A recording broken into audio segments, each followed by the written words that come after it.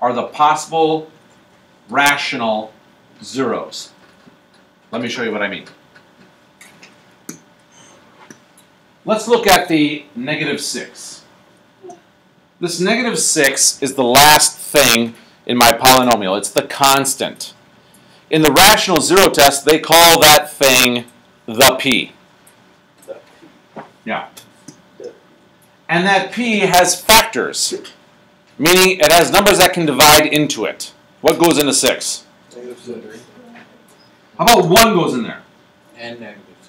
How about 2 goes in there? How about 3 goes in there? And how about 6 goes in there evenly? With me so far? And negatives. And you could actually do the positive or the negative values of these, right? So I could have written down -1, -2, -3, and -6. Or if you want to save space, you go +or-1, +or-2, blah, blah, blah. Okay? So all these numbers can be divided into the 6, whether it's negative or positive.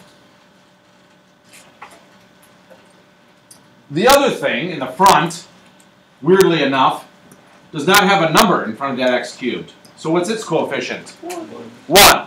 So q, the only numbers that go into that first thing are +or-1.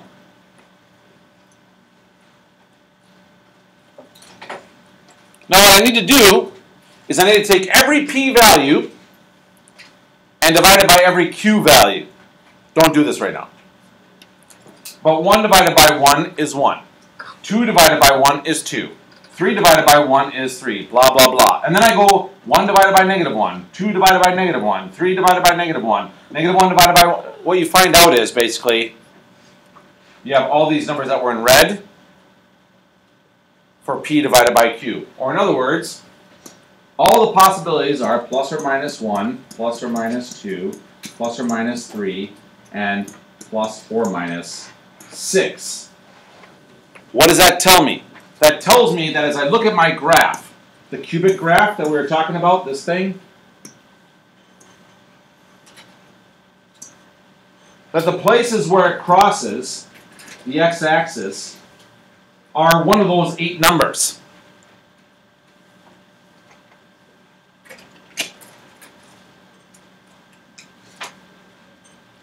And we looked on our graph already and we saw them. But if you didn't have a calculator, you would have to guess one of those 8 numbers and then go from there. So I don't know what they are. So let's try one. And I'm going to use synthetic division. Don't write this down, just watch for a second. Let's say, out of all these numbers, I like to use the easiest ones. So there are 8 choices. 1, -1, -3, -2, +2, +3, 6, -6. I'm going to use 1. So I put my 1 to test if that's a 0, and I write down the function. 1x cubed, 0x squared, -7x, and -6. Because if it's a solution, or it's a 0, my remainder should be 0. 0. So let's try.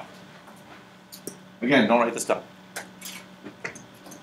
I bring the 1 down. 1 times 1 is 1. 0 and 1 is 1. 1 times 1 is 1. -7 and 1 is -6. 1 times -6 is -6. And I add them up and I get -12. So was +1 a solution? No. No, that means it did not cross a graph at 1. Crap.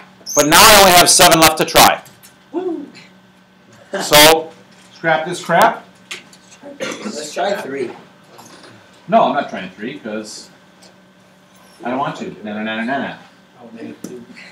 How about, since I already have a 1 up here and I haven't tried it, I'm just going to put a negative in front of it. Now I'm just going to try a -1. So I'll bring the 1 down. -1 times 1 is -1, add. -1 times -1 is +1, add. -1 times -6 is +6, add, and 0. yeah! That means -1 is a solution. Now here's the best part. because of what Joe and I talked about earlier, I know that since 0 is my remainder, this negative 6 is my constant, and then x squared. So I can do this.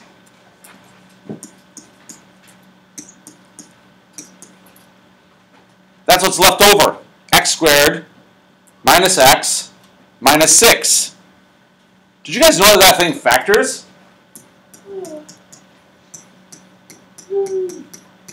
Yeah. Oh, that's wrong. But I meant there's a 2 there. Now you can also use a quadratic formula, right? And I know that my other two solutions have to be 3 and negative 2. Does it always work like that?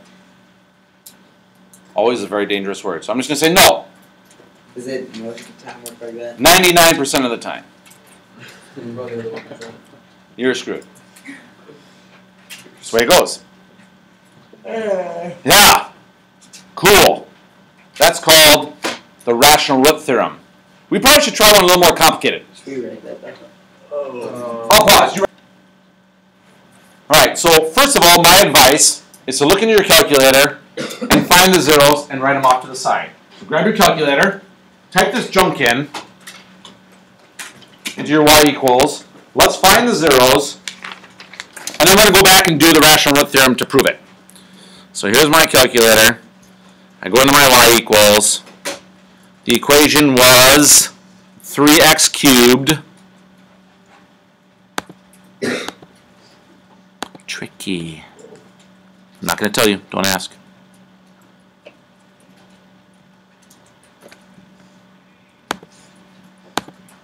Minus 20x squared.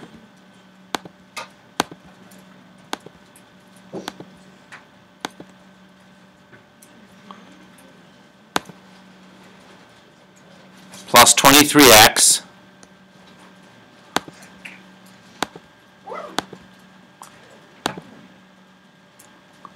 Plus 10. Uh-oh. Yeah. Alright.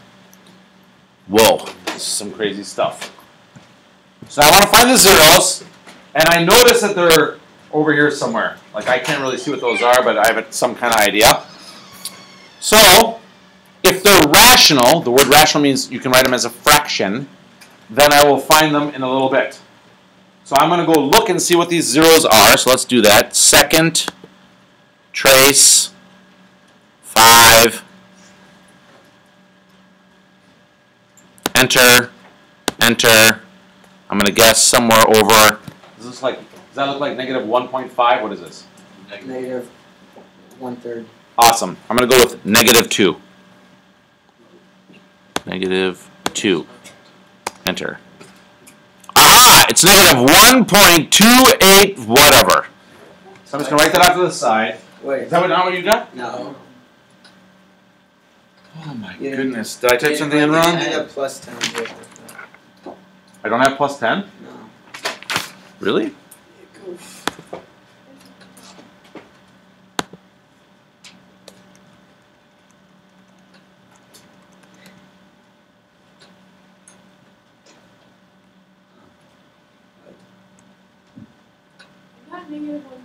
Same here. Same here.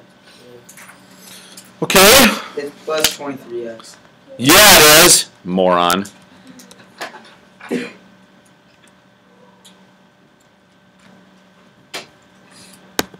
Does that look right now? Yeah. Yeah. Alright. Second, trace, 5. Enter, enter.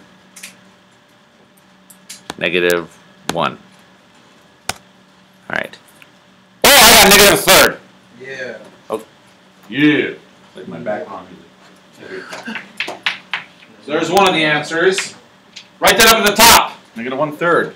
Let's try it again. Second, trace, 5. Enter, enter. Looks like 2. Yeah! Yeah. Right on the money. 2. on. Don't tell me. And wreck the fun. Let's try one more time. Second, trace, 5, enter, enter, 7. Crud, it was 5. Okay. Crud. So I have these 3 answers. So what I do on my paper Is I go back, and now at the top, up here, I write down what I know already. Actually, I put them right down here.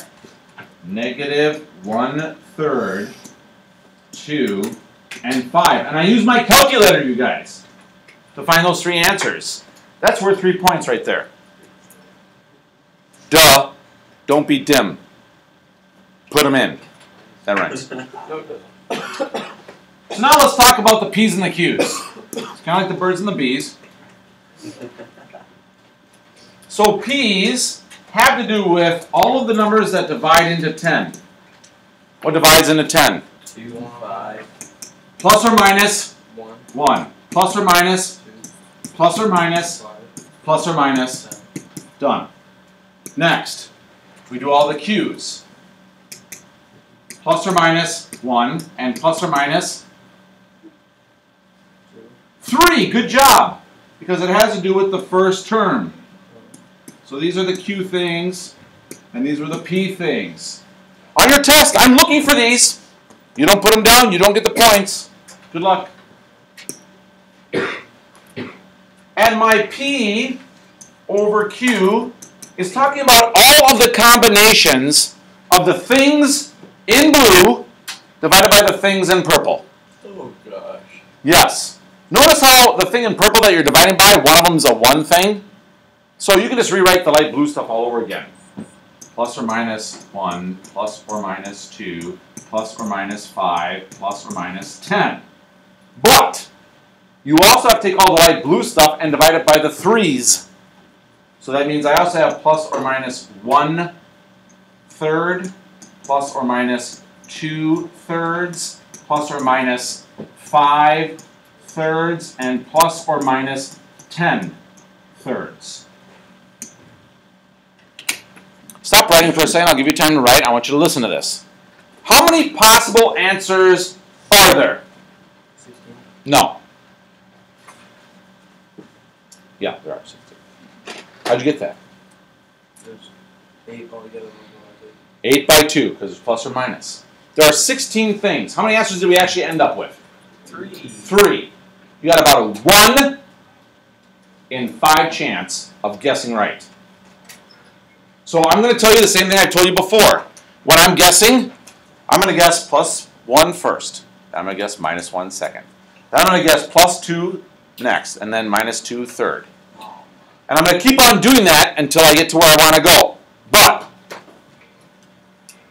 I always save the fractions for last. So if I would have been guessing and doing this, what I would have done is the following. Since I already know from my calculator that these are the answers, let's say I would have guessed, I'm on my 3rd guess now, and I wanted to guess 2. And I have 3, and that was a minus 20x squared, right? Minus 20, 23, and 10. And I'm checking these out. So I bring the 3 down, and then, oh, I don't want to use that color, sorry. I bring the 3 down, 2 times 3 is 6, I get negative 14, then negative 28, which produces a negative 5, which produces a negative 10, and oh look, it's a 0! And once I know that, I can rewrite this bottom junk as 3x squared minus 14x minus 5. And the good news about that is at that point, once I have a quadratic, a squared thing, I can always use the quadratic formula. Or I could try to factor. So if I'm going to try to, I'm not saying it will work, but I like to try to factor first. So I go 3x and x, put a 5 and a 1, see if it works out. This should be minus, this should be plus. And that's where those other solutions of negative 1/3 and positive 5 are coming from. We have to show that.